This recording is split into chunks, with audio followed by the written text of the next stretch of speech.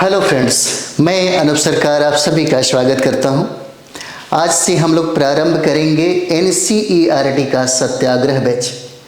और एनसीईआरटी के सत्याग्रह बैच में हम लोग प्रारंभ करेंगे 6 क्लास का साइंस, क्योंकि साइंस का डिमांड आप ही लोगों ने किया है कि साइंस ही प्रारंभ किया जाए, साइंस ही शुरुआत किया जाए।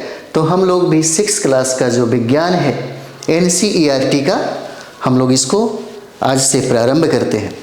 तो चलिए हम लोग टॉपिक पे आते हैं, भोजन के घटक। और हम लोग यहाँ पर एकदम जीरो से हीरो वाला जो सफ़र है इसे हम लोग तय करेंगे, और हमें यहाँ से कॉन्सेप्ट भी इकट्ठा करेंगे और साथ ही साथ हम लोग फैक्ट भी इकट्ठा करेंगे। यहाँ पर हम काम सिर्फ अपने स्कोर को बढ़ाने के लिए, अपने कंपटीशन को फाइट करने के लिए हम लोग करेंगे, क्योंकि बार बार यही कहा जाता है कि आप एनसीईआरटी पढ़िए, एनसीईआरटी पढ़िए। तो एनसीईआरटी को हम लोग आज से स्टार्ट करेंगे और यहाँ से आपको मिलेगा,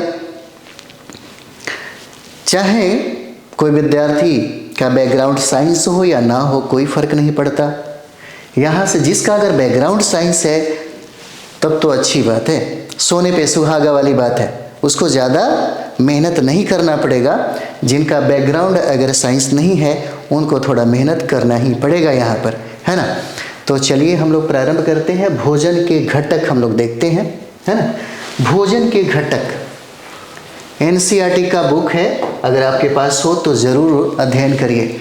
और आपको हम बता दें, सबसे जो मुख्य बिंदु है आपके तैयारी के क्रम में, आपके तैयारी के क्रम में हमारे पढ़ाने से या कोई भी इंस्टीट्यूट के पढ़ाने से या किसी का भी क्लास खरीद लेने से या दिल्ली चले जाने से या पटना चले जाने से अगर ये सोचते हैं कि आपका रिजल्ट हो जाएगा तो आप गलती कर रहे हैं। रिजल्ट कहीं से भी हो सकता है, कहीं से भी हो सकता है, लेकिन रिजल्ट के लिए ज़रूरी है आपका सेल्फ स्टडी। जो विद्यार्थी, चाहे वो यूपीएससी की दुनिया हो या बीपीएससी की दुनिया हो या सिविल सर्विस की दुनिया हो या बिहार शिक्षक भर्ती की बात हम लोग करें या दरोगा की बात करें, जो भी विद्यार्थी 8 से 10 घंटा बैठ करके सेल्फ स्टडी किया है, जॉब उसी को मिला है, नौकरी उसी को मिला है और फाइट वहीं किया है। इसलिए हम अभी भी बता रहे हैं, हमारे 2 घंटा पढ़ाने से आपका कोई कल्याण नहीं होने वाला है। रियल बात बताते हैं, जो लोग फाइटर होंगे हमारे बात को अच्छे तरह समझ रहे होंगे। आपको हमारे 2 घंटा पढ़ाने के अलावा आपको अपने घर पे 8 घंटा पढ़ना होगा। आपको 8 घंटा पढ़ना ही पड़ेगा, आपको सेल्फ स्टडी करना ही पड़ेगा। कोई शॉर्टकट नहीं है, कोई जादू का छड़ी कोई नहीं आपको दिखा देगा, कोई नहीं आपको ये करेगा, है ना, ताकि आप फाइट कर सके। उसके लिए आपको कड़ी मेहनत, हार्डवर्क आपको खुद करना पड़ेगा। सबसे पहली प्राथमिकता जॉब चाहिए, तब नहीं तो भीड़ का हिस्सा बनना है तो कोचिंग बहुत सारा है, पटना में बहुत सारा भीड़ लगा रहता है ना। फाइटर हमेशा सबसे पहली प्राथमिकता उनके जीवन में होती है हमेशा 8 से 10 घंटा डेली पढ़ना, मतलब सेल्फ स्टडी। और सेल्फ स्टडी के लिए सबसे इम्पॉर्टेंट बात यह है कि सटीक किताबें जैसे एनसीईआरटी। तो चलिए, आप लोग समझदार हैं, आप लोग ज़रूर करिएगा। सभी लोग की इच्छा है कि हम अंतिम रूप से फाइटर हो जाएं, अंतिम रूप से हम फाइट करें। बहुत सारे मित्र हैं जो चाहते हैं, उत्तर प्रदेश हो गया, झारखंड हो गया, मध्य प्रदेश, राजस्थान तक के भी विद्यार्थी कॉल करते हैं और बोलते हैं कि हमको बिहार में सर 10+2 का, है ना, 11 मतलब टीचर हमको बनना है, पीआरटी का हमको टीचर बनना है। क्या पढ़ना चाहिए, क्या करना चाहिए, है ना। 2.0 दिए हैं, 1.0 दिए हैं, तो अपना कारण खुद ढूंढिए, आपको खुद पता चलेगा, है ना। इसीलिए कभी कभी खुद का मूल्यांकन करना बहुत ज़रूरी होता है। चलिए, हम लोग इतना बात कर लिए तो हम लोग प्रारंभ करते हैं भोजन के घटक, है ना। भोजन के घटक को समझने के लिए सबसे पहला जो हमारा बिंदु होगा, है ना, सबसे पहला जो हमारा बिंदु होगा उस पर हम लोग बात कर लेते हैं, फिर हम लोग बढ़ते रहेंगे। भोजन के घटक में हम लोग बार बार ये कहते हैं, है ना, संतुलित भोजन, संतुलित भोजन। अगर आप विद्यार्थी हैं, है ना, अगर आप विद्यार्थी हैं और आप चाहते हैं कि हम एक बार में कंप्लीट करें, तो उसके लिए आपके शरीर में ऊर्जा का होना ज़रूरी है। यदि आप यंग हैं तो आप सुपर एनर्जी से भरपूर होंगे, है ना। आप 10 घंटा 12 घंटा बैठ सकते हैं, है ना। उनकी अपेक्षा, जिनके बाल सारे झड़ गए हैं, उनकी अपेक्षा ज़्यादा बैठ सकते हैं, है ना, ज़्यादा पढ़ सकते हैं। और अगर ज़िंदगी में कोई झमेला नहीं है तो फाइटर बनने की जो संभावना है वो ज़्यादा बढ़ जाएगा, है ना। इसीलिए जब आप पढ़ाई करते हैं तो खान पान पे भी ज़्यादा फोकस करना ज़रूरी है। और उसके लिए हमें क्या चाहिए? संतुलित भोजन। आखिर संतुलित भोजन होता क्या है? हम संतुलित भोजन किसे कहते हैं? क्या ये भी तो ज़रूरी है इस बात को समझना कि संतुलित भोजन आखिर है क्या? जिससे हमारे शरीर की उचित वृद्धि, चीज़ों को समझिएगा, है ना, जिससे हमारे शरीर की क्या हो? उचित वृद्धि हो। और इतना ही नहीं, एवं विकास भी हो। उचित वृद्धि एवं विकास हो। और इसके लिए सभी पोषक तत्व, अब यहां पर फोकस करिएगा, इसके लिए सभी पोषक तत्व, पेन चेंज कर लिया जाए, इसके लिए सभी पोषक तत्व, है ना, उसके बाद जल और रुक्षांश जो है पर्याप्त मात्रा में हो, उसे ही हम लोग संतुलित भोजन कहते हैं। बात समझ में आ गई होगी। संतुलित भोजन ऐसा भोजन जिसमें हमारे शरीर के लिए क्या? पर्याप्त मात्रा में, है ना, जिससे उचित वृद्धि, शरीर का उचित वृद्धि और शरीर का विकास के लिए जरूरी है कि हमें पोषक तत्व, जल और रुक्षांश की पर्याप्त मात्रा मिले। और इसे ही हम लोग क्या कहते हैं? संतुलित भोजन कहते हैं। यहाँ पे हम लोगों ने एक टर्म था, जैसे उचित वृद्धि और विकास की बात करें तो आपको पता होगा कि भारत में मिड डे मील योजना जो प्लान है, प्रधानमंत्री पोषण योजना, उसका नाम चेंज करके कर दिया गया। इसके पीछे एक ही लक्ष्य है ना। लक्ष्य क्या है? तो लक्ष्य ये हो जाता है कि जो बच्चे हैं उनका शारीरिक मानसिक विकास हो सके, है ना, यानी कि उचित वृद्धि हो सके, उनका विकास हो सके, यही प्लान है ना। बच्चों में ये जरूरी है क्योंकि हमारे भारत में एक प्रबल समस्या देखने को मिलता है, ब्लड की कमी देखने को मिलता है, बच्चों का शारीरिक विकास नहीं हो पाता। और यही वजह है कि उन्हें अपने भोजन में संतुलित जो भोजन है, जो पर्याप्त मात्रा में पोषक तत्व चाहिए, जल चाहिए, रुक्षांश की मात्रा चाहिए, वो नहीं मिल पाता, है ना। तो चलिए यहाँ पोषक तत्व को हम लोग पहले समझे। पोषक तत्व हमको 5 प्रकार का जो पोषक तत्व है इसे हमको पढ़ना है। सबसे पहला कार्बोहाइड्रेट, आगे बढ़ लेते हैं ना। यहाँ पोषक जो तत्व है, हमें 5 प्रकार का पोषक तत्व हमको पढ़ना है। जैसे कार्बोहाइड्रेट, है ना, कार्बोहाइड्रेट पढ़ना है, ठीक। ये कार्बोहाइड्रेट से हमें क्या मिलेगा, हमारे शरीर को क्या मिलेगा? हम लोग पहले टर्म को समझ जाए, है ना, क्योंकि अगर हम लोग पोषक तत्व पे ही बात करेंगे तो 2 घंटा इसी पे क्लास चल जाएगा, है ना, विटामिन पे ही चल जाएगा, वसा पे ही चल जाएगा। इसीलिए पहले 6 क्लास का जो है वो बेसिक हमें जानकारी होना चाहिए, है ना। तो ये कार्बोहाइड्रेट जो है, ये कार्बोहाइड्रेट का काम क्या है? कार्बोहाइड्रेट का काम क्या होता है? शरीर को ऊर्जा प्रदान करना। क्या है? शरीर को ऊर्जा, है ना, ऊर्जा प्रदान करना, इसका काम है। कार्बोहाइड्रेट का काम है हमारे शरीर को ऊर्जा प्रदान करना। और कार्बोहाइड्रेट का जो सोर्स है ना, कार्बोहाइड्रेट का जो सोर्स है क्या हो जाएगा? तो सोर्स में हम लोग देखते हैं, अगर आप बिहार पुलिस का, दारोगा का, है ना, फिजिकल देने जाते हैं तो अधिकतर लोग कहता है कि फील्ड में जाने के पहले 2 केला खा लेना, है ना, क्योंकि इसमें पर्याप्त मात्रा में आपको कार्बोहाइड्रेट मिलता है और कार्बोहाइड्रेट हमारे शरीर को क्या करता है, एनर्जी प्रदान करता है। इसलिए बोलता है लोग, जैसे बिहार पुलिस का भी फिजिकल हो रहा है ना, तो फिजिकल की तैयारी करने वाले जब फील्ड में जाते हैं तो 2 केला खा के जाते हैं, है ना। जैसे आप देखते होंगे जो क्रिकेटर होते हैं, जो खिलाड़ी होते हैं, है ना, वो भी कार्बोहाइड्रेट का सेवन करते हैं ताकि उनको तुरंत ही एनर्जी की प्राप्ति हो सके, है ना। तो स्रोत में हम लोग कार्बोहाइड्रेट में केला देखते हैं और अधिकतर देखिए चावल लोग खाता है ना, भात। चावल में भी कार्बोहाइड्रेट की पर्याप्त मात्रा होती है और इतना ही नहीं, बहुत ऐसे अनाज हैं जहाँ पर हमें कार्बोहाइड्रेट की पर्याप्त मात्रा मिल जाती है। ये कार्बोहाइड्रेट हो गया।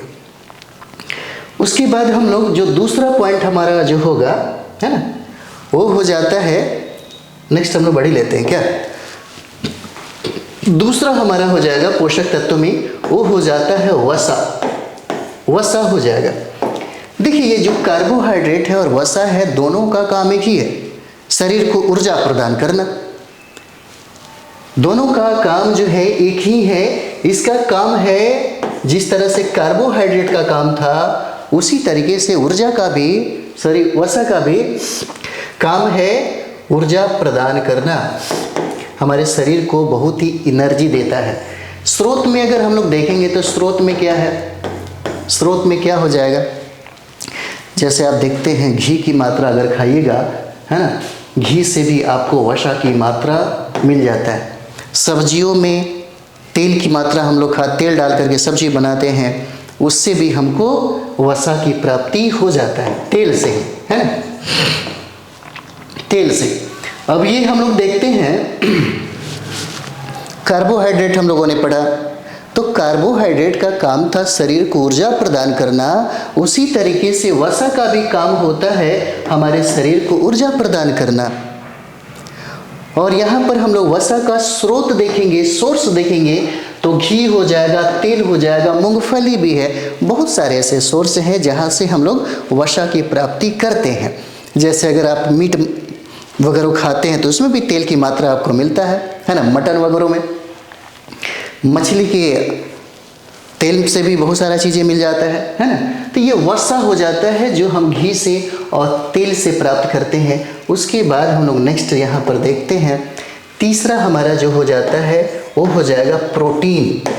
प्रोटीन का क्या काम है ना। प्रोटीन जो है हमारे शरीर को क्या करता है, बहुत इंपॉर्टेंट है। हमने कहा था, है ना, संतुलित भोजन न मिलने की वजह से हमारे शरीर का विकास नहीं हो पाता, डेवलपमेंट जो है शरीर का डेवलपमेंट नहीं हो पाता। तो प्रोटीन का इस्तेमाल करने से हमारे शरीर की वृद्धि होती है, यानी कि प्रोटीन जो है शरीर के वृद्धि में काम देता है। यह शरीर के वृद्धि में, है ना, विकास में क्या करता है, ये काम देता है। आखिर प्रोटीन हमें कहाँ से प्राप्त होगा, कौन ऐसा खाद्य पदार्थ है जहाँ पे हमें प्रोटीन की मात्रा मिलेगी। जैसे आप देखिएगा दूध और दूध से बने हुए जितने भी उत्पाद हैं, है ना, जैसे आप देखते हैं पटना में अधिकतर विद्यार्थी 2 चीज़ से पार्टी करेगा, चिकन से, है ना, चिकन का पार्टी चलेगा, नहीं तो पनीर का पार्टी चलेगा। जो लोग मांसाहारी होंगे वहाँ पे वो लोग इस्तेमाल करेंगे चिकन मटन का, मछली का, अंडा का, और जो लोग, वो मांसाहारी की बात है, और शाकाहारी में अधिकतर और पनीर का। तो पनीर क्या है, पनीर जो है ये शरीर के वृद्धि में क्या करता है, काम देता है। और ये जो हम लोग पनीर की भी बात किए, ये क्या है, दुग्ध, यानी कि दूध से जो उत्पाद बनाए जाते हैं, है ना, उससे हमें प्रोटीन की मात्रा प्राप्त होती है, दुग्ध उत्पाद हो जाएगा, है ना। और उसके बाद जो सबसे महत्वपूर्ण की हम लोग बात जो कर रहे हैं, जो अक्सर कहा जाता है, खास करके वहाँ पे जो बच्चों का डेवलपमेंट नहीं होता है, वहाँ पे कहा जाता है कि प्रत्येक दिन कम से कम 1 कटोरा दाल खाना चाहिए। 1 कटोरा दाल खाने से हमें प्रोटीन की पर्याप्त मात्रा मिल जाएगा, जिससे शारीरिक क्या होगा, विकास होगा। ये कहा जाता है मिड डे मील योजना में, ये जो है प्लान जो दाल का है वो प्रत्येक दिन चलाया जाता है। किसी न किसी माध्यम से ये प्रोटीन की जो प्राप्ति है उनके खाने में अवश्य रखा जाता है ना। उसके बाद हम लोग देखते हैं ये प्रोटीन हो गया, और नेक्स्ट हम लोग देखेंगे यहाँ पे वो हो जाएगा विटामिन, है ना। ये विटामिन हो जाता है। देखिए विटामिन का काम क्या है, आखिर विटामिन का काम क्या है। हम लोग विटामिन जो है अन्न उत्पाद से प्राप्त करते हैं, है ना। तो ये विटामिन का काम क्या है, सबसे पहले इसको समझेंगे। ये विटामिन जो है ये हमारे शरीर की सुरक्षा प्रदान करता है। ये हमारे शरीर की क्या करता है, सुरक्षा प्रदान करता है ना। सुरक्षा प्रदान करता है कौन, विटामिन सुरक्षा प्रदान करता है ना। और विटामिन के हम लोग सोर्स की अगर बात करें तो इस विटामिन को दो भागों में बांट लीजिए। एक विटामिन है ना जो वसा में घुलनशील होता है, एक विटामिन जो वसा में घुलनशील होता है, और एक विटामिन जो जल में घुलनशील होता है। पूछा जाता है प्रश्न कि वसा में कौन कौन विटामिन घुलनशील है, जल में कौन कौन सा विटामिन घुलनशील है। और ये विटामिन जो हम लोग अभी पढ़ने जा रहे हैं, ये विटामिन का अलग से क्लास ही आपको 7th जो भी मिलेगा वहाँ डिटेल्स में हम लोग पढ़ेंगे, है ना। क्योंकि यहाँ पे सिर्फ अगर विटामिन को ही पढ़ा जाए, है ना, उसका बहुत सारा सोर्स है जहाँ से परीक्षा में पूछे जाते हैं, तो फिर बहुत लंबा हो जाएगा। हम लोग बात करेंगे, फिलहाल अभी बेसिक हम लोग देखते हैं। तो ये विटामिन जो है वसा में जो घुलनशील है वो विटामिन ए हो जाएगा, डी हो जाएगा, है ना, डी है, ई हो जाएगा, है ना। और एक और विटामिन है जिसको हम लोग के बोलते हैं, ए डी ई के, ए डी ई के हो जाएगा। ये वसा में घुलनशील है, वसा में घुलनशील विटामिन हो जाएगा ए डी ई के, है ना। और जो जल में घुलनशील है, ये जल में घुलनशील देखिएगा, ये हो जाता है बी और सी हो जाएगा, है ना, बी और सी है। अब देखिए ए जो विटामिन है, ए विटामिन की प्राप्ति हमें कहाँ से होगी। अगर हम लोग ए विटामिन की यहाँ पे बात करें, ए विटामिन, तो आपको पता होगा, लोग कहता है कि गाजर खाने से आँख की रोशनी बढ़ती है। यानी कि विटामिन ए की प्राप्ति जो है हमको गाजर से प्राप्त होता है, और साथ ही साथ जो हरी पत्तेदार सब्जियां हैं, हरी पत्तेदार जो सब्जियां हैं, है ना, सब्जी, इससे हमें विटामिन ए की प्राप्ति हो जाती है। कहाँ से, यहाँ से हो जाता है, ठीक। उसके बाद यहाँ पर देखेंगे, ए के बाद हम लोग यहाँ पर बी देखेंगे। विटामिन क्या है, ये विटामिन हमारा बी हो जाता है। और बी जो है हमें कहाँ से प्राप्त होगा, विटामिन बी की प्राप्ति हमें दाल का सेवन करने से होता है ना। और जो अनाज का हम लोग सेवन करते हैं उससे भी हमें इसकी प्राप्ति हो जाती है, बी की। विटामिन सी, विटामिन सी का जो सोर्स है, जैसे आंवला खाइए, खट्टे जो फल होते हैं, खास करके जो खट्टे फल होते हैं, खट्टे फल होते हैं, यहाँ से हमें विटामिन सी की मात्रा जो है मिल जाता है। जैसे आंवला हो गया, जैसे नींबू हो गया, जैसे संतरा हो गया, जैसे में सिरका हो गया, जैसे में इमली हो गया, है ना, जिसमें खट्टापन की जो मात्रा हो, है ना, उसमें हमें विटामिन सी की प्राप्ति हो जाती है। उसके बाद हम लोग आगे बढ़ेंगे। अब यहाँ पर हम लोग देखते हैं विटामिन डी। तो ये विटामिन जो डी है ना, अगर आप 1 घंटा सुबह सुबह अगर सूरज की रोशनी में रहते हैं तो आपको क्या कहा जाता है, सूरज की रोशनी से हमको विटामिन डी की प्राप्ति हो जाती है यहाँ से, है ना। और दूध में भी विटामिन डी की मात्रा मिल जाता है, और दूध के साथ अंडा में भी हमें विटामिन डी प्राप्त हो जाता है। उसके बाद हम लोग बात करते हैं इस विटामिन ई की, और विटामिन ई को हम लोग, है ना, ब्यूटी विटामिन भी कहते हैं, विटामिन ई को ही कहते हैं ना। और ये जो है विटामिन ई जो है हमको यहाँ दूध से प्राप्त हो जाता है, मक्खन खाने से, है ना, मक्खन खाने से प्राप्त होता है।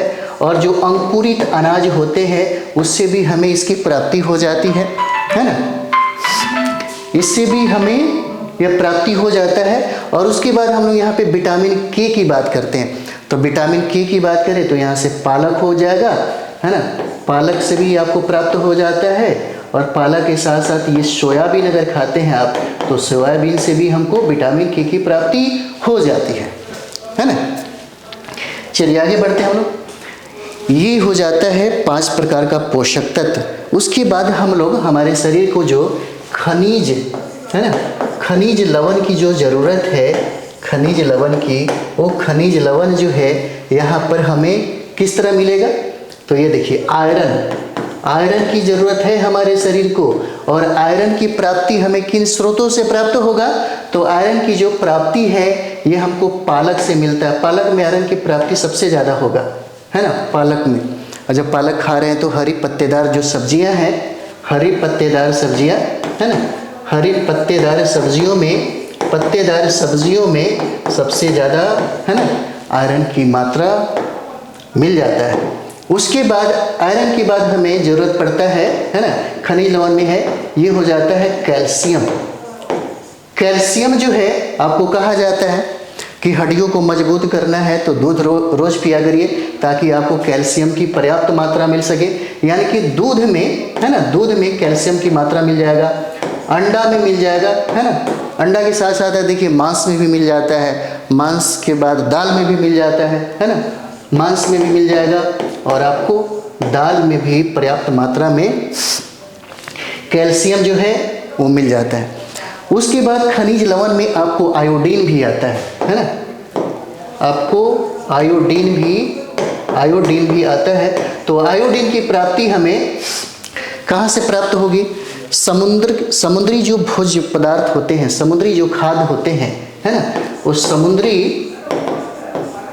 समुद्री जो हमको भोज्य जो मिलता है, हमको खाद्य जो मिलता है, यहाँ से भी हम प्राप्त कर सकते हैं। और इतना ही नहीं, आयोडीन युक्त नमक से भी हमको आयोडीन की प्राप्ति हो जाती है, आयोडीन युक्त नमक से, है ना, बहुत फायदेमंद है आपके लिए।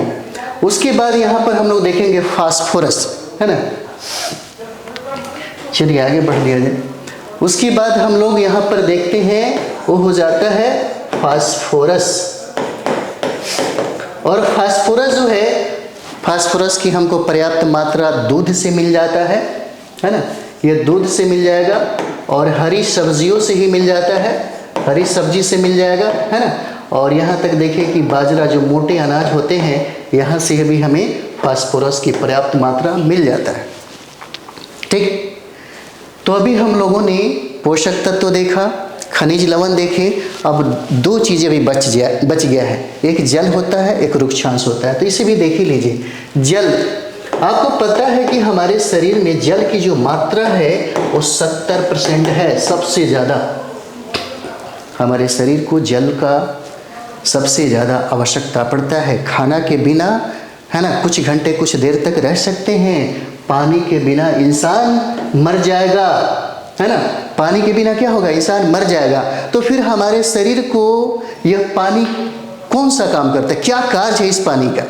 हमारे शरीर में इस पानी का काम क्या है ना। तो कार्य सबसे पहले देखिए, कार्य आप देखते होंगे ना, गर्मी के समय में यह ताप नियंत्रण का काम करता है, यह ताप नियंत्रण का काम करता है। और इतना ही नहीं, हमारे शरीर में जो पदार्थ है एक स्थान से दूसरे स्थान में ले जाने का काम यही जल करता है ना।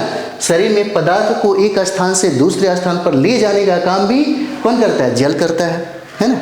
उसके बाद हम लोग नेक्स्ट देखेंगे, वो हो जाता है रुक्षांश, है ना। ये रुक्षांश हो जाता है। कि रुक्षांश ये है क्या है? रुक्षांश क्या है? तो ये भोजन का रेशेदार भाग होता है। ये जो है भोजन का, है ना, ये भोजन का रेशेदार भाग है। अगर हम लोग कौन ऐसा भोजन ले जहाँ पे हमें रेशेदार भाग की प्राप्ति हो जाए, तो देखिएगा अक्सर सब्जियों में, है ना, सब्जी में भी रेशेदार मिलते हैं, है ना। और फलों में इसकी प्राप्ति होती है, फल में इसकी प्राप्ति हो जाता है। इसका काम क्या है ना, इसका काम क्या है? तो देखिएगा ये क्या करता है कि शरीर में जो अपचित जो पदार्थ होते हैं उसको निकालने में ये सहायक होता है ना। उसको निकालने में क्या करता है? यह सहायक है, रुक्षांश। तो इस तरीके से हम लोगों ने अभी हम लोग पढ़े, है ना, संतुलित भोजन में जितने भी हमारे जो बिंदु बन रहे थे, है ना, उन सारे चीज़ों को हम लोग देखें। अब अगर हम लोग पढ़ते हैं कोई भी चीज़ें तो आसानी से हम लोग समझ लेंगे, कोई दिक्कत नहीं होगा, है ना। तो हम लोग मिलते हैं, ज़्यादा लंबा वीडियो हो जाएगा, है ना, तो फिर ये बोर होने लगेगा। जिस तरह से आप लोगों का डिमांड होगा उसी तरीके से बढ़ा दिया जाएगा, है ना। तो चलिए हम लोग मिलते हैं नेक्स्ट वीडियो में, अभी बहुत सारा बाकी है, हम लोग करते रहेंगे, है ना। तो आप अपने दोस्तों के बीच में ज़रूर इसको फैलाइए, ज़रूर इसको शेयर करिए, और लाइक कमेंट्स रुकना नहीं चाहिए, चलते रहना चाहिए, है ना। तो मिलते हैं हम लोग नेक्स्ट वीडियो में। थैंक यू वेरी मच आप सभी लोगों को।